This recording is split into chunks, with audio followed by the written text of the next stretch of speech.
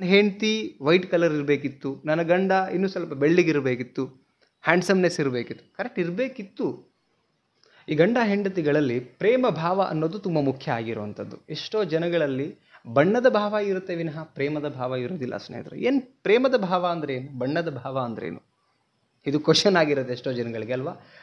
ವಿಡಿಯೋನ ಕೊನೆ ತನಕ ನೋಡಿ, ಸ್ಕಿಪ್ ಮಾಡಿಬಿಡಿ ದಯವಿಟ್ಟು. ಸ್ಕಿಪ್ ಮಾಡಿದ್ರೆ ನಿಮಗೇನು ಅರ್ಥ ಆಗಲ್ಲ. ಆ್ಯಂಡ್ ಪ್ರತಿಯೊಬ್ಬರಿಗೂ ಈ ರಿಲೇಷನ್ಶಿಪ್ ಮೇಲೆ ಯಾಕೆ ವಿಡಿಯೋಗಳು ಮಾಡೋಕ್ಕೆ ಶುರು ಮಾಡಿದ್ದೀನಿ ಅಂದರೆ, ಎಲ್ಲೋ ಒಂದು ಇನ್ಫಾರ್ಮೇಟಿವ್ ಸಿಕ್ಕರೆ ನಾವು ಅಗೇನ್ ಚೆನ್ನಾಗಿ ಬದುಕ್ಬೋದು ಅಂತ.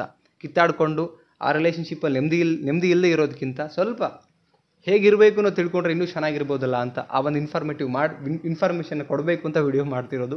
ಲೈಕ್ ಮಾಡಿ, ನಿಮ್ಮ ಅನಿಸಿಕೆನ ಕಮೆಂಟ್ ಮಾಡಿ, ಚಾನಲ್ಗೆ ಹೊಸಬರಾಗಿದ್ದರೆ ದಯವಿಟ್ಟು ಸಬ್ಸ್ಕ್ರೈಬ್ ಮಾಡಿ ಸಪೋರ್ಟ್ ಮಾಡಿ ಕೇಳ್ಕೊಳ್ತೀನಿ ಪ್ರೀತಿಯಿಂದ ಅಂತ ಹೇಳ್ತಾ, ನೋಡಿ, ಜೀವನದಲ್ಲಿ ಪ್ರತಿಯೊಬ್ಬ ಮನುಷ್ಯನಿಗೆ ತನ್ನ ಮಡದಿ, ತನ್ನ ಮಕ್ಕಳು, ತನ್ನ ಗಂಡ ಚೆನ್ನಾಗಿರಬೇಕು ಅನ್ನೋದೊಂದು ಪ್ರೇಮ ಭಾವ ಇರಬೇಕು ಅಂತ ದೊಡ್ಡ ವ್ಯಕ್ತಿ ಹೇಳ್ತಾರೆ.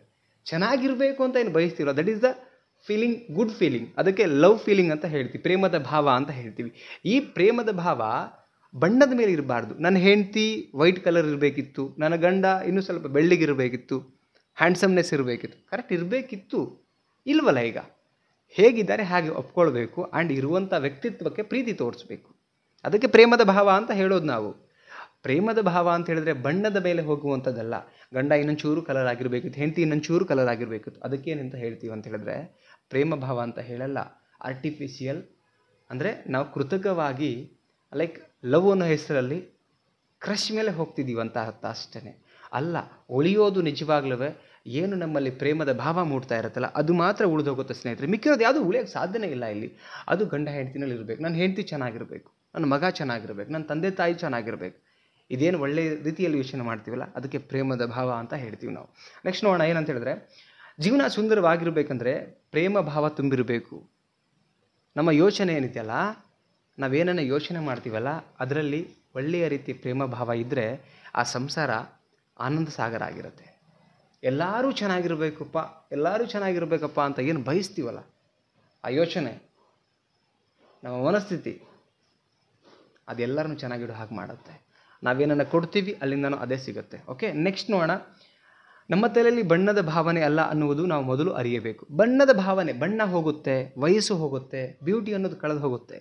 ಹಾಗಂತ ಹೇಳಿ ನಾನು ಬ್ಯೂಟಿಗೆ ಬೆಲೆ ಕೊಡಬೇಡಿ ಅಂತಲ್ಲ, ಆದರೆ ಪ್ರಾಮುಖ್ಯತೆ ಬೇಕಾಗಿರೋದು ಜೊತೆಗೆ ಇರುವಂಥ ವ್ಯಕ್ತಿನಲ್ಲಿ ಪ್ರೀತಿ ಕಾಣೋದು, ವ್ಯಕ್ತಿತ್ವದಲ್ಲಿ ಪ್ರೀತಿ ಕಾಣೋದು, ನಂಬಿಕೆಯಲ್ಲಿ ಪ್ರೀತಿ ಕಾಣೋದು. ಇದು ಮೇಜರಾಗಿ ನೋಡಿ, ಯಾವ ಬ್ಯೂಟಿ ಎಲ್ಲಿ ತನಕ ಇರೋಕ್ಕೆ ಸಾಧ್ಯ? ವಯಸ್ಸಾಗಲ್ವಾ ನಮಗೆ? ಆಗುತ್ತೆ ತಾನೇ. ಬೆಳ್ಳಗೆ ಹಂಗೆ ಇರೋಕ್ಕೆ ಸಾಧ್ಯನಾ? ಚರ್ಮ ಮುದುಡಲ್ವಾ? ಇವತ್ತಿರೋ ಬ್ಯೂಟಿ ಇನ್ನೊಂದು 10 ವರ್ಷಕ್ಕೆ ಇರೋದು ಇಲ್ಲ, ಎಲ್ಲವೂ ಕಳೆದು ಹೋಗುತ್ತೆ. ಆದರೆ ವ್ಯಕ್ತಿತ್ವ, ಆದರೆ ಪ್ರೀತಿ, ಒಳ್ಳೆ ಗುಣ ಸಾಯೋ ತನಕ ಇರುತ್ತೆ. ಆ ವ್ಯಕ್ತಿತ್ವಕ್ಕೆ, ಆ ಗುಣಕ್ಕೆ ಪ್ರೀತಿ ಕೊಡಿ. ಅದು ಹಿಂಗೆ ಒಳ್ಳೆತನಕ್ಕೆ ಪ್ರೀತಿ ಕೊಡಿ. ಅರ್ಥ ಮಾಡಿ ಬದುಕುವಂಥದ್ದು ಬದುಕು ನಿಜವಾಗ್ಲೂ ಆ್ಯಕ್ಚುಲಿ ಹೇಳ್ಬೇಕಂದ್ರೆ. ನೆಕ್ಸ್ಟ್ ನೋಡೋಣ. ಮಡದಿಯ ಗುಣ ಪ್ರೇಮ ಭಾವ ಇರಬೇಕು. ಬಣ್ಣ ಇದ್ದು ಪ್ರೇಮ ಭಾವ ಇರದಿದ್ದರೆ ಜೀವನ ಸುಂದರ ಆಗುವುದಿಲ್ಲ. ಮಡದಿ ಅಂದರೆ ಹೆಂಡತಿ, ಅವರ ಭಾವ ಅಂದರೆ ಭಾವನೆ, ಮತ್ತು ಭಾವ ಅಂದರೆ ಬೇರೆ ಅನ್ಕೊಂಬೇಡಿ, ಭಾವನೆ ಒಳ್ಳೆಯದಾಗಿರಬೇಕು. ಬಣ್ಣನೇ ಮುಖ್ಯ ಅಂತ ಹೋದರೆ, ಬಣ್ಣ ಚೆನ್ನಾಗಿರೋ ತನಕ ಮಾತ್ರ ನಿಮ್ಮಲ್ಲಿ ಎಲ್ಲೋ ಒಂದು ಕಡೆ ಚೆನ್ನಾಗಿ ಕಾಣ್ತಿರ್ತಾರೆ, ಅದಾದಮೇಲೆ ಅವ್ರನ್ನ ದೂರ ಲೈಕ್ ದ್ವೇಷ ಮಾಡೋಕ್ಕೆ ಶುರು ಮಾಡ್ತೀವಿ. That is not true love, that is not ಪ್ರೇಮ ಭಾವ. ಪ್ರೇಮ ಭಾವ ಅಂತ ಹೇಳಿದ್ರೆ ಇರೋದನ್ನು ಒಪ್ಕೊಂಡು ಅವ್ರನ್ನ ಪ್ರೀತಿ ಮಾಡ್ತಾ ಹೋಗೋದು, ನಿಷ್ಕಲ್ಮಶವಾಗಿರ್ತಕ್ಕಂಥ ಪ್ರೀತಿ ಅಂತ ಹೇಳ್ತೀವಿ ನಾವು.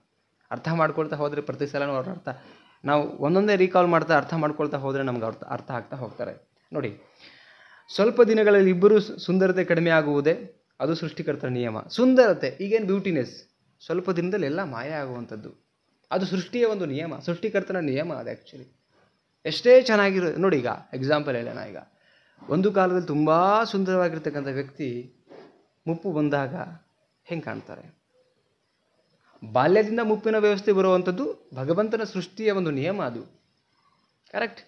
ಇದನ್ನು ಅರ್ಥ ಮಾಡ್ಕೊಂಡಾಗ ಗೊತ್ತಾಗತ್ತೆ ಪ್ರೇಮ ಭಾವ ಒಂದು ಸಂಸಾರಕ್ಕೆ ಜೀವಭಾವ ಆಗಿ ಉಳಿಯುತ್ತೆ ಅನ್ನೋದು ಗೊತ್ತಾಗತ್ತೆ.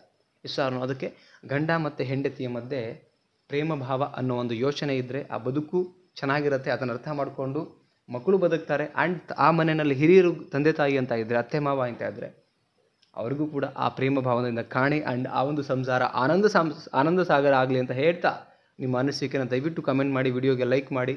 ಪರ್ಫಾರ್ಮೆನ್ಸ್ ವೈಸ್ ಇನ್ನೂ ಯೂಟ್ಯೂಬ್ ರೆಕಮೆಂಡ್ ಮಾಡ್ತೇನೆ, ಭಾಳ ಜನರಿಗೆ ಶೇರ್ ಮಾಡ್ತಾ ಹೋಗಿ. ಮತ್ತೊಂದು ಟಾಪಿಕಲ್ಲಿ ಸಿಗೋಣ. ಓಕೆನಾ?